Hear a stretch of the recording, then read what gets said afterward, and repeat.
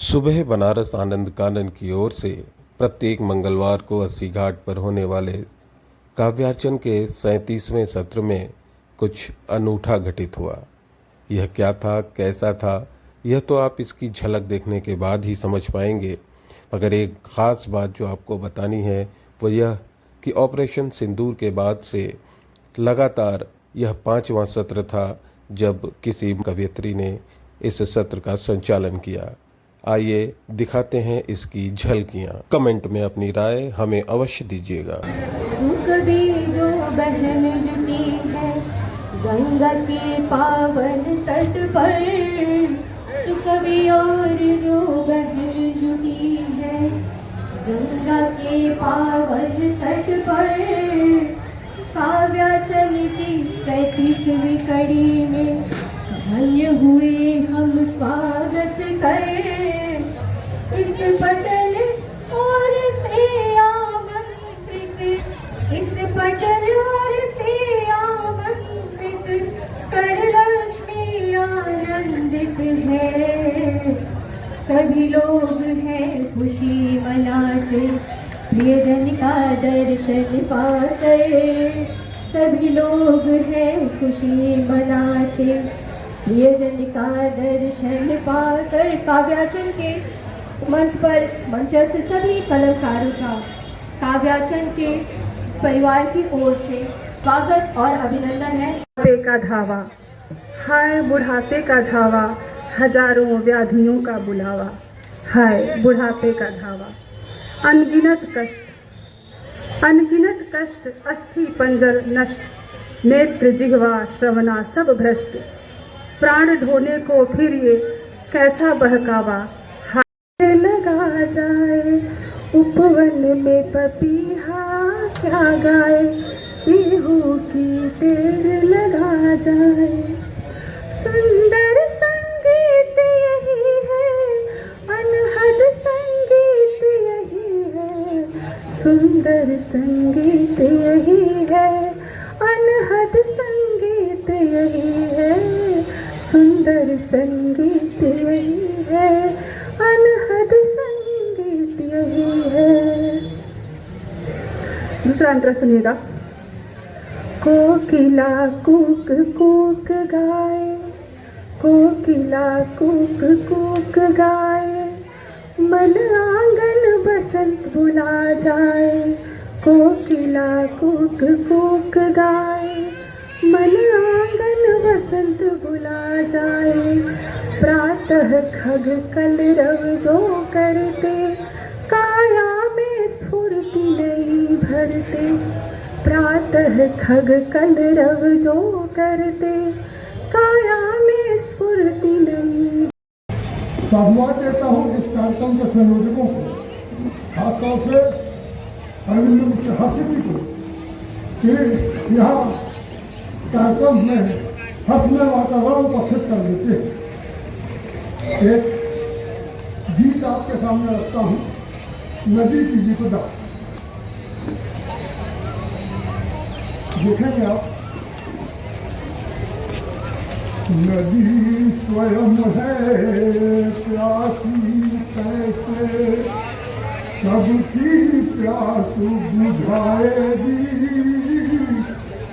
नदी स्वयं है प्यासी कैसे, सबकी प्यास बुझाएगी। शोषण कैसे तब तक नदियाँ रो रो कर सह पाएगी। वाह वाह, अच्छा है सर। नदी स्वयं है प्यासी कैसे, सबकी प्यास बुझाएगी। शोषण कैसे तब तक नदियाँ रो रो कर सह पाएगी। नदिया दुआरो बाबा मोरया में बखरिया, नंदी से गुड़िया से गोदिया उठाला, लोरिया को नहीं नहिया बलवाला, लोरिया को नहीं नहिया बलवाला। अंगने में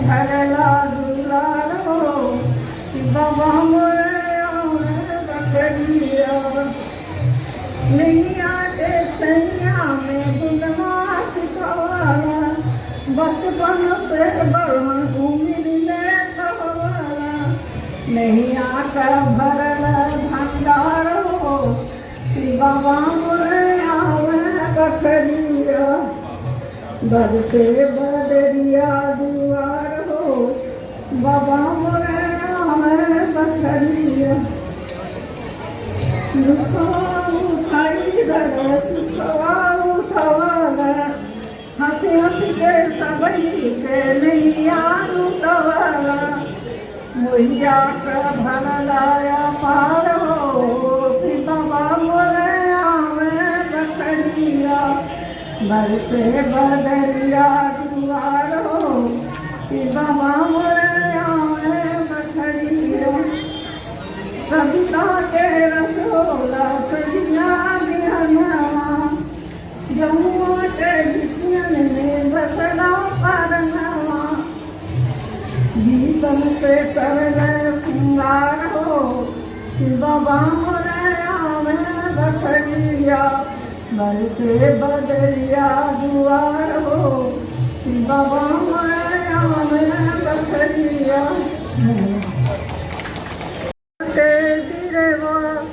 क्षण भर में मुरझाई रे पिजड़े से सिजनायत कौनो दिन पंछी उड़ जाई रे हरी भरी बगिया के दिलवा क्षण भर में मुरझाई रे पिजड़े से सिजनायत कौनो दिन पंछी उड़ जाई रे मूल पीत के माई रोवे धार मार के भाई रे बाबा बिलखे अखिया बद से पीड़ा नहीं सहाई रे बाबा बिलख अखिया बरिस पीड़ा नहीं सहाई रे बहनारों बीरन काहे गैला बाह छुड़ाई रे बहनारों बीरन काहे गैला बाह छुड़ाई रे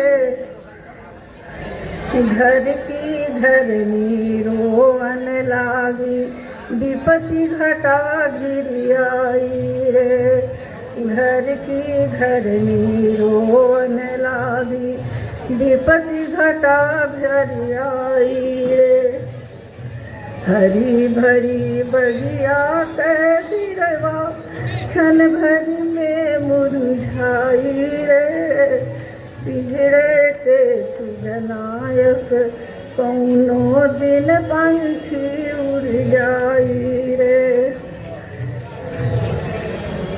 और अपनी एक रचना हम सभी को सुनाए।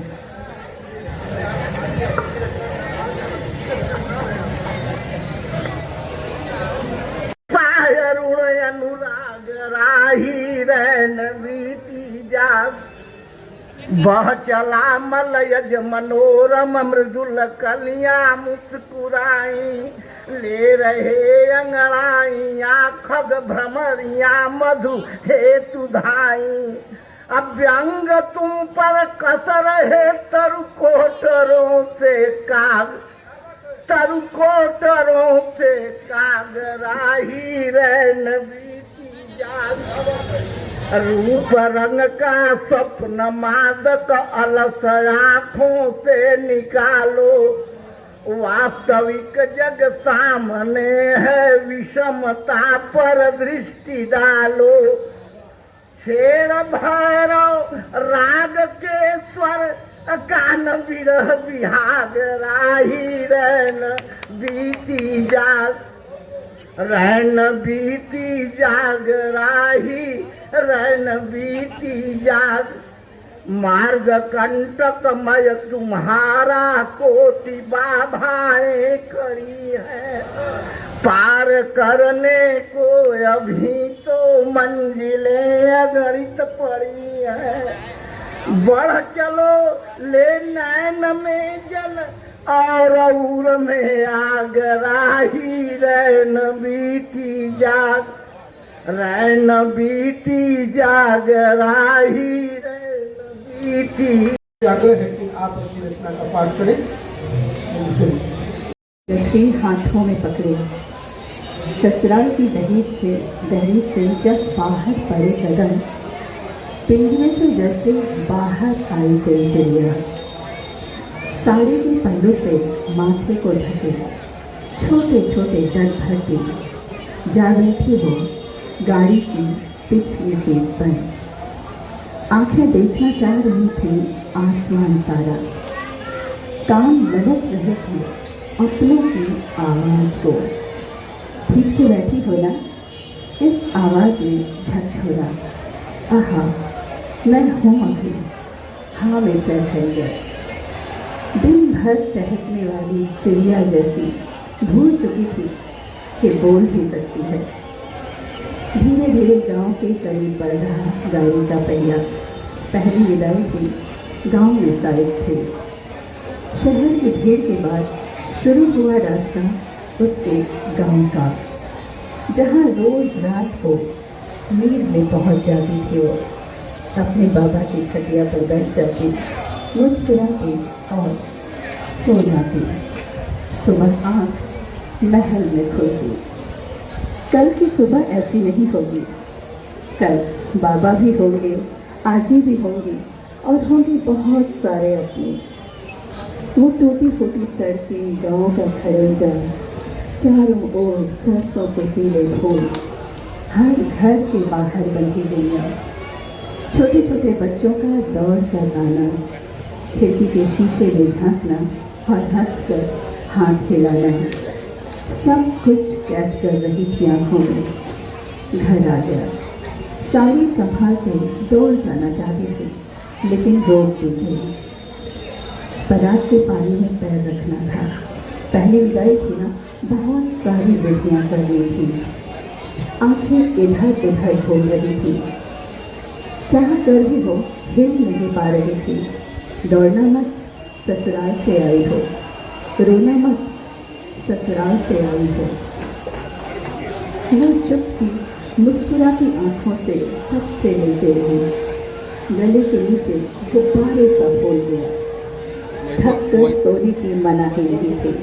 वो तब तक सोती रही जब तक आंखें रोती रही। वो नन्हा सा मेहमान जो अभी दुनिया में आया नहीं था, उसे साथ लेकर वो बैठ जाती, कभी कुएं की मुड़ीर पर, कभी आम के पेड़ के नीचे।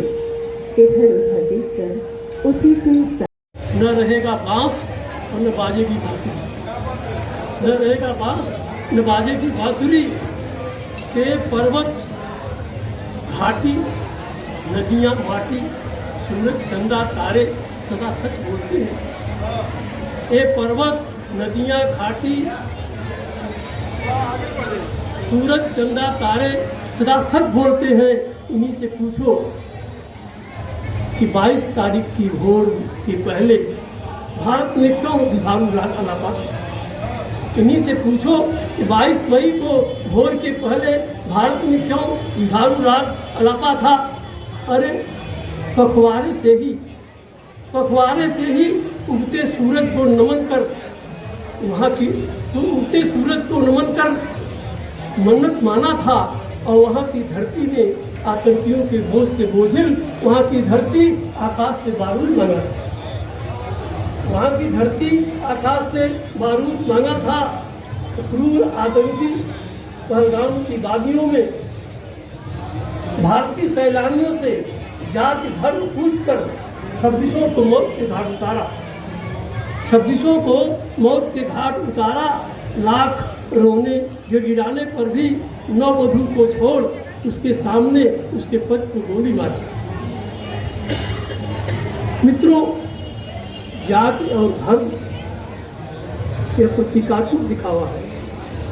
ध्यान दीजिएगा इन पंक्तियों पर। जाति और धर्म यह प्रतीकात्मक दिखावा है, जिसका सच सब एक पिंड का बनावा है। जिसका सच सब एक पिंड का बनावा है। मानव के स्वार्थों में बांटा।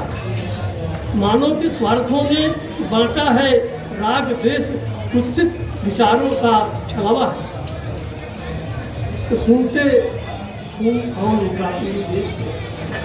आप अनुभव किए होंगे उस दिन पूरे देश का खून खौल उठा था पाकिस्तानी आतंकियों के प्रति। तो सुनते खून खौल उठा पूरे देश का, विदेश यात्रा रद्द कर लौटे मोदी जी प्रधानमंत्री। जागा घोर प्रतिशोध, शौर्य धैर्य संयम से ऑपरेशन सिंदूर चलाए, सोफिया व्योमिका ने शौर्य दिखाए। सिंदूर ऑपरेशन में फाइटर विमान आगे ऊपर दाएं बाएं दिखते लूप हो गए। आतंकियों के ठिकानों पर बारूद बरसाए। 22 मई को 22 मिनट में परामार्थ कर बदला लेकर भारत को लौट आए। न रहेगा बांस और न बाजेगी बांसुरी, न रहेगा बांस न बाजेगी बांसुरी। के पर्वत घाटी नदियाँ माटी, सूरज चंदा तारे सदा सच बोलते हैं। ये पर्वत नदियाँ घाटी सूरज चंदा तारे सदा सच बोलते हैं। इन्हीं से पूछो कि 22 तारीख की भोर के पहले भारत ने क्यों दुधारू राग अलापा किया। इन्हीं से पूछो कि 22 मई को भोर के पहले भारत ने क्यों दुधारू राग अलापा था। अरे पखवाड़े से ही उगते सूरज को नमन कर उगते सूरज को नमन कर मन्नत माना था। और वहाँ की धरती ने आतंकियों के बोझ से बोझिल, वहाँ की धरती आकाश से बारूद मांगा था। वहाँ की धरती आकाश से बारूद मांगा था। क्रूर आतंकी पहलगाम की वादियों में भारतीय सैलानियों से जाति धर्म पूछकर 26 को मौत के घाट उतारा। 26 को मौत के घाट उतारा। लाख रोने गिड़गिड़ाने पर भी नववधू को छोड़ उसके सामने उसके पति को गोली मारी। मित्रों, जाति और धर्म यह प्रतीकात्मक दिखावा है। गांधी जी के इन पंक्तियों पर जाति और धर्म यह प्रतीकात्मक दिखावा है, जिसका सच सब एक पिंड का बना हुआ है। जिसका सच सब एक पिंड का बना हुआ है। मानव के स्वार्थों ने बांटा है। मानव के स्वार्थों ने बांटा है। राग द्वेष कुत्सित विचारों का छलावा है। तो सुनते खून खौल उठा पूरे देश को। आप अनुभव किए होंगे उस दिन पूरे देश का खून खौल उठा था पाकिस्तानी आतंकियों के प्रति। तो सुनते खून खौल उठा पूरे देश का, विदेश यात्रा रद्द कर लौटे मोदी जी प्रधानमंत्री। जागा घोर प्रतिशोध, शौर्य धैर्य संयम से ऑपरेशन सिंदूर चलाए। सोफिया व्योमिका ने शौर्य दिखाए।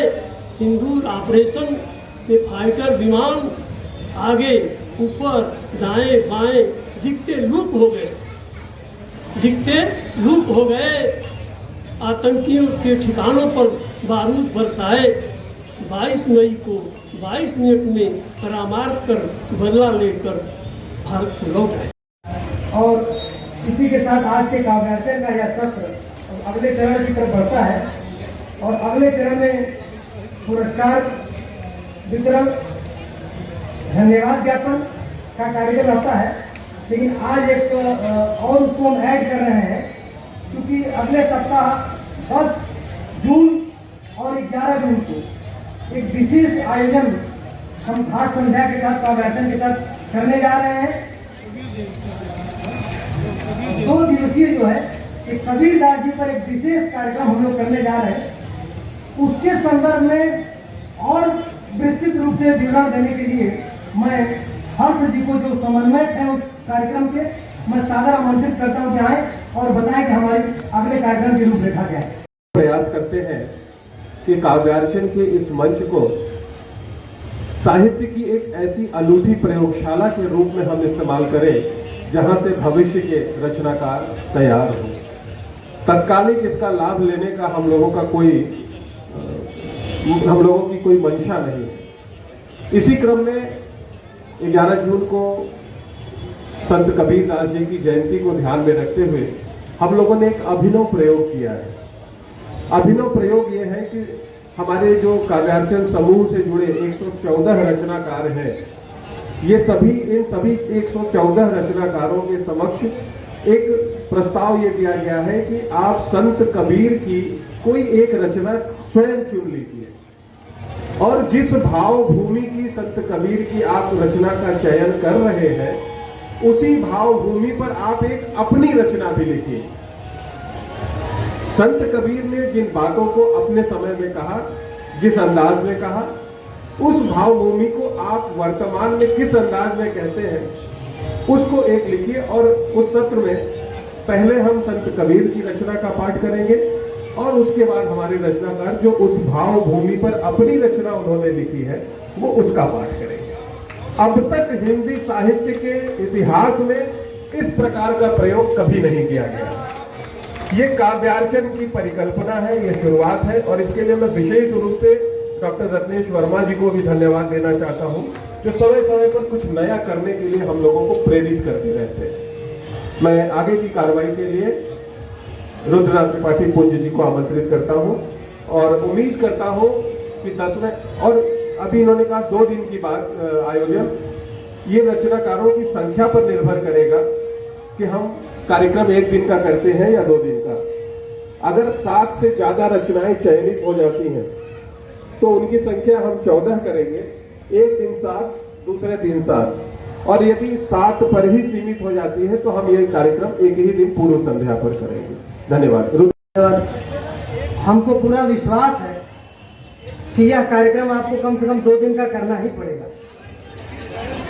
और मैं अब अगले सत्र के लिए प्रमाण पत्र वितरण के लिए मैं सादर आमंत्रित करता हूं। हमारे सूर्य प्रकाश मिश्र जी से निवेदन है मंच पर आ जाए, गिरीश पांडे जी से निवेदन है, विजय चंद्र जी से निवेदन है आप आ जाएं, प्रेम भैया से निवेदन है, राजेश भैया से निवेदन है, विजय शेखर जी से निवेदन है कि आप भी मंच पर आ जाइए, राज लक्ष्मी जी से निवेदन है कि आप सबसे पहले आप पिछली बार थोड़ा, अरुण भैया से निवेदन है, अरुण द्विवेदी जी से, राजेश द्विवेदी जी से निवेदन है आप भी आ जाइए, और रितु जी आइए, और हमारे सबसे वरिष्ठ सदस्यों में से महेंद्र अलंकार जी से निवेदन है, दिनेश दत्त पाठक जी से निवेदन है कि आप भी।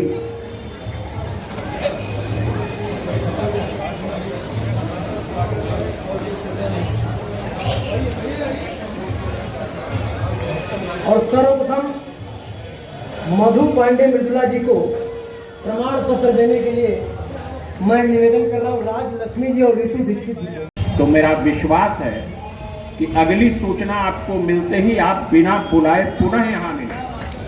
बहुत बहुत